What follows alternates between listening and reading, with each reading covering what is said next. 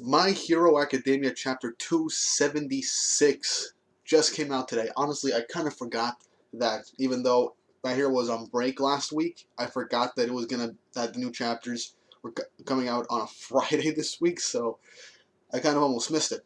But anyway, Chapter 276 starts up right where we left off, with Aizawa showing up to save the day, and Gran Torino saving Baku and Deku from, well, certain death.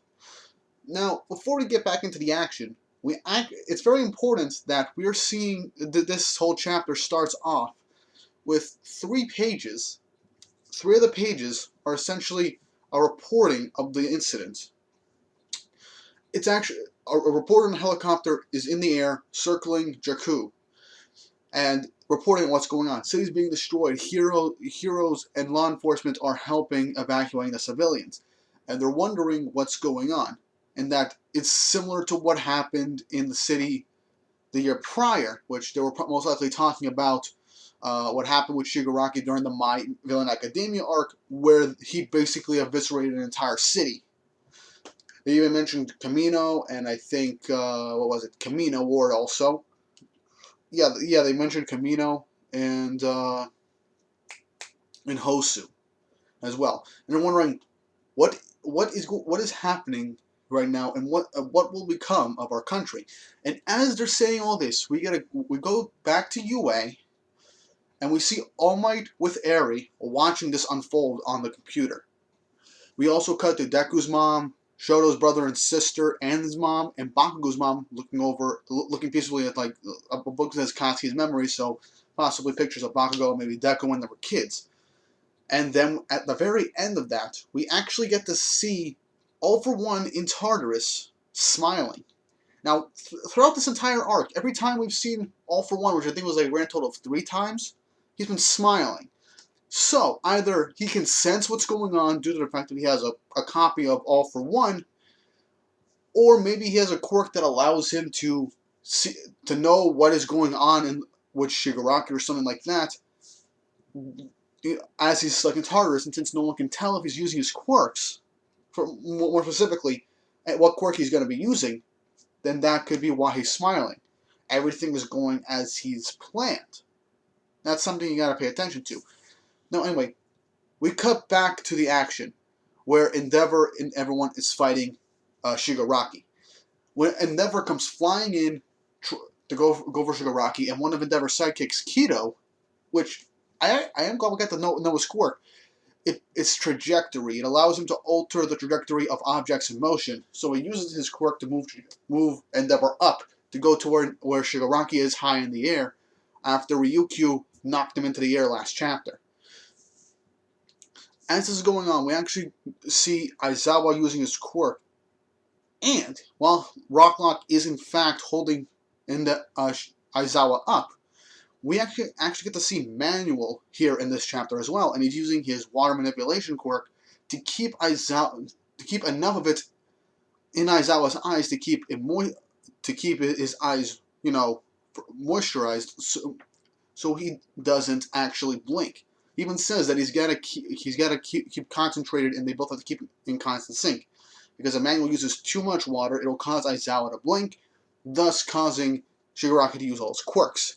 So this does show how Aizawa is going to be, how good Aizawa really is in this arc, because his one weakness is blinking. One thing that his quirk's weakness is blinking in line of sight. So as long as the heroes can keep Shigaraki in his line of sight, we're all good. And his other biggest weakness is the fact that he has to blink after a certain amount of time. And after the USJ incident, he had to blink a lot more frequently. But with Manuel's quirk, Aizawa can keep his eyes on Shigaraki without having to blink. So, I like that. I like the attention to detail. Speaking of attention to detail, there is a lot of that in this chapter. Now, as we see Manuel telling all this, and Endeavor getting his trajectory altered so he can get in front of Shigaraki in the air, Shigaraki has his phone in hand, and he says, "Kill everyone you see." Now, who is he speaking to? We actually find that out later on in the chapter. But let's keep going. Endeavor charges up one big fire attack, similar to what he did when he fought the first high-end Nomu back in the Pro Hero arc. But Shigaraki manages to evade it in midair. How? He used his hand and moved out of the way. Now, his quirks are all negated. So Endeavor mentioned that it was just pure strength. He managed to use his pure strength to make an air wave to move himself out of the way, causing him to move in midair. Which means in the previous chapter when Shigaraki jumped really high, it wasn't a quirk that did that. That was just his pure physical strength. And the strength and how he used it reminded Endeavor of how All Might used his strength. Which means Shigaraki could have strength on par with All Might from the start of the series. Or maybe even Prime All Might in terms of super strength. We have no idea, but it's in the back of our minds. Which is another thing you gotta keep in mind. Now, as we go on, Aizawa also notices this, since he is in fact erasing the quirks. And automatically he thinks, is Shigaraki like a completed Nomu? And you know the attention to detail? Now, remember, Rocklock is holding up Aizawa. Why is he holding up Aizawa? Well, a few chapters ago, when Shigaraki woke up, one of the high-ends that was awakened grabbed on to Aizawa's right leg. And as we see in this chapter, and this is only 2 small panels, so you have to pay attention to that, as Aizawa is remembering the first Nomu he ever encountered, and that he couldn't negate his strength, we see Aizawa's right leg pretty much almost limp, like he doesn't put pressure on it or stands on it, and we get a good glimpse of the high end of a hand grabbing Aizawa's leg, which implies that Aizawa's right leg is broken, which is why Rocklock's holding him up. I mean, we were to think that Aizawa was injured from what was going on, but this is good. Aizawa is somewhat nerfed because he is aside from his broken quirk to erase other people's quirks just by looking at them, his mobility was also one of his greatest strengths. He was agile and precise with his movements. But now that he has to be held up by Rocklock, and he can't move as freely as he can, or maybe not even as fast as he can anymore, at least for now.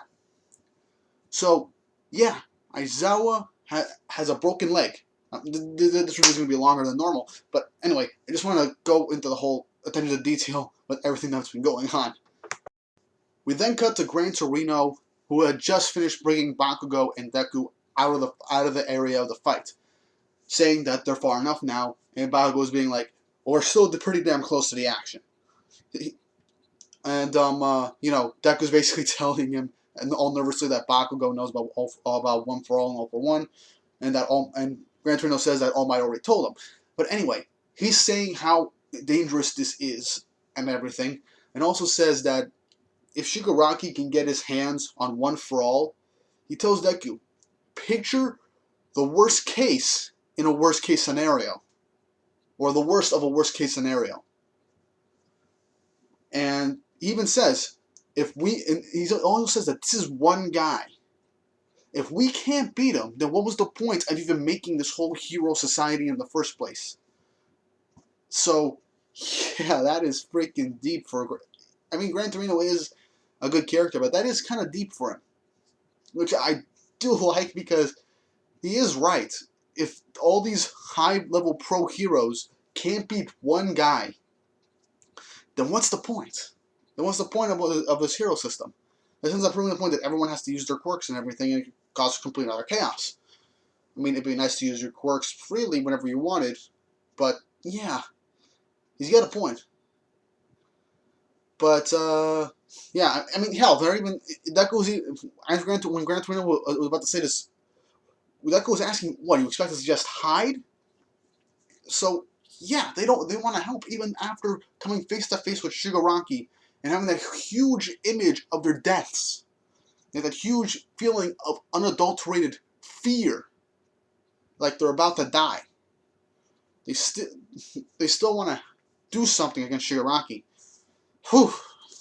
Yeah, that is something. But right after that, we get a nice 2-page spread of what Shigaraki was giving the order to. Here, I have it prepared. I mean, I'd like to start editing these review videos at some point, but I like it better this way. Anyway, so what was Shigaraki talking to this entire time? A bunch of high-end Nomu. A crap ton of high-ends. I count, let's see, in this page spread alone, 3, 6, 9. For all we know, it's 10. And I love how Horikoshi I love this whole attention to detail because it took 4 panels from the top of this 2-page spread to emphasize that the Nomu's coming out from the rubble.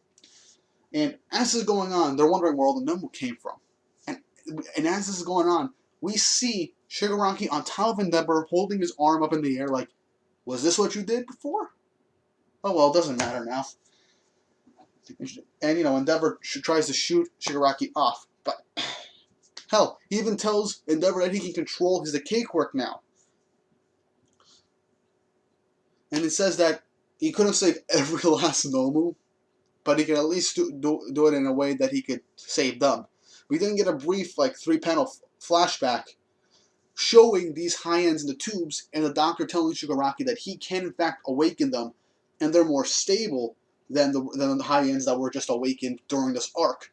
They can't, but the downside is that they can't think for themselves. They can't think for themselves. I mean, we cut to the doctor saying all this, being insanely impressed with Shigaraki.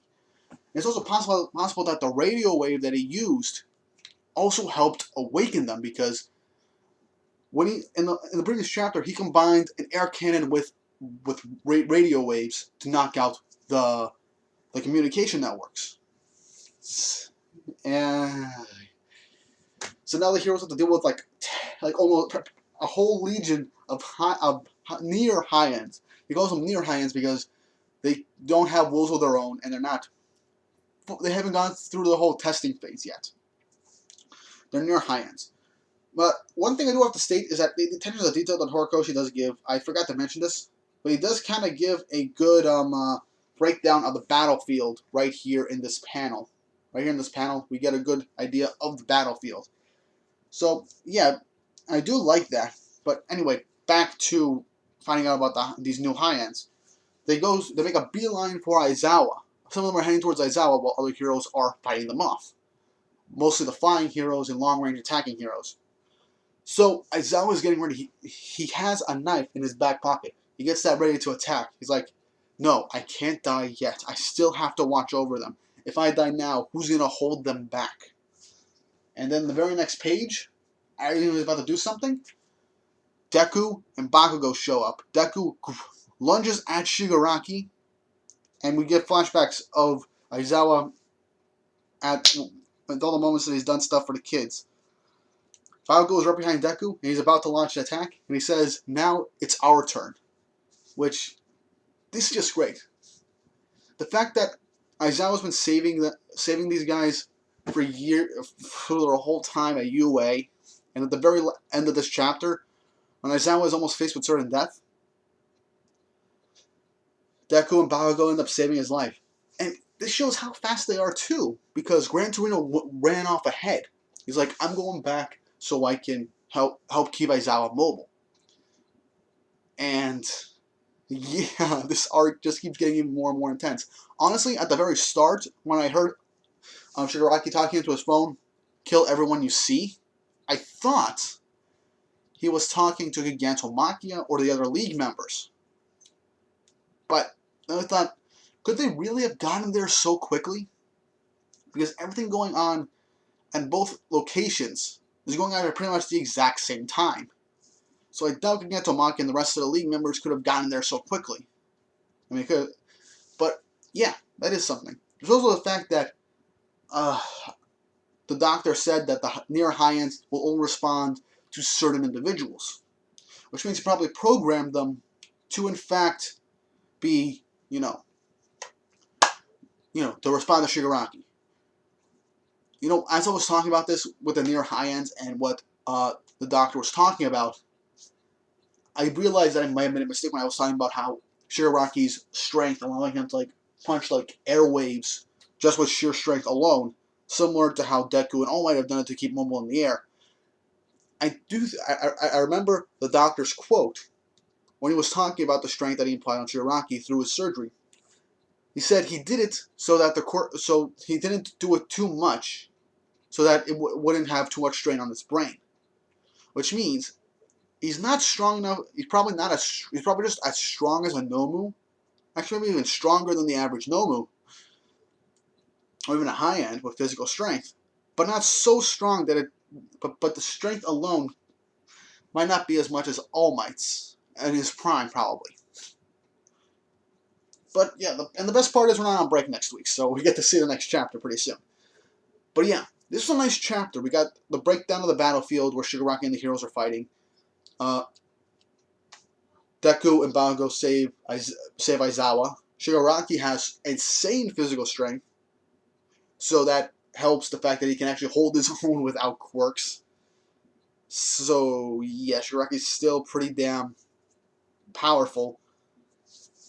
I also have to mention that he did kind of burn up his left arm as he avoided Endeavor's attack, and he pretty much hasn't used it at all this fight, which means right now he's fighting one-handed and he can't regenerate, and he's only using his pure physical superhuman strength. So yeah, that is unbelievable. But yeah, now we have a whole bunch of more high-end Nomu fighting off against all the heroes there. There's also the fact that we don't have no idea what's going on with the mansion right now. This arc is just gonna keep getting more and more insane, and I can't wait to see what's going on what's gonna happen next. Especially with we might actually get the whole Tartarus escape prison break arc at some point maybe, or maybe the arc after this we could see some sort of time skip. We just don't know yet. We don't know how long this arc is gonna be. I think this arc has been like what 20 chapters maybe. I think 20 chapters. I think this was nearly 20 chapters, or over 20 chapters by this point. So yeah, this is a long one. This might end up being longer than Overhaul's arc. But anyway, what did you guys think of this chapter? Was this good? Was this bad? What do you think of? How do you think that the attention to detail that Horikoshi has been doing in this chapter could affect later chapters? And what do you think is going to happen next? Let me know in the comments down below. Hope you have an awesome day.